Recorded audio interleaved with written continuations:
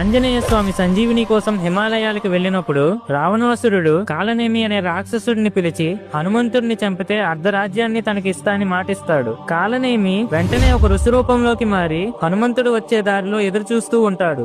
ఇంతలో అక్కడికి వచ్చిన హనుమంతుడు కాలనేమిని సంజీవిని గురించి అడుగుతాడు. కాలనేమి, నేను నీకు సంజీవిని గురించి చెప్తాను, కానీ దానికన్నా ముందుగా నువ్వు ఈ నదిలో స్నానం చేసి రావాలి అని అంటాడు. వెంటనే స్నానం చేయడానికి హనుమంతుడు నదిలోకి దూకుతాడు. నదిలో ఉన్న ఒక పెద్ద మొసలి హనుమని చంపాలని చూస్తుంది. కానీ హనుమ మరుక్షణం ఆ మొసలి 2 దవడలను విరిచి చంపేస్తాడు. ఆ రాక్షస మొసలికి శాప విమోచనం కలిగి ఒక అందమైన అప్సరస బయటకు వచ్చి, ఇంద్రుడి వల్ల నేను శపించబడ్డా, నిన్ను పంపించిన ఆ ఋషి కాలనేమి అనే రాక్షసుడు, అతడిని రావణాసుడు పంపించాడు అని చెప్పి మాయమైపోతుంది. దాంతో హనుమంతుడు కోపంతో కాలనేమితో ఘోరంగా యుద్ధం చేసి అతన్ని చితకబాది చంపేస్తాడు. తరువాత అటువైపుగా వచ్చిన కొంతమంది గంధర్వులకు హనుమ సంజీవిని ఆచూకీ అడుగుతాడు. కానీ ఆ గంధర్వులకి కూడా సంజీవిని గురించి ఎటువంటి జాడా తెలియదు.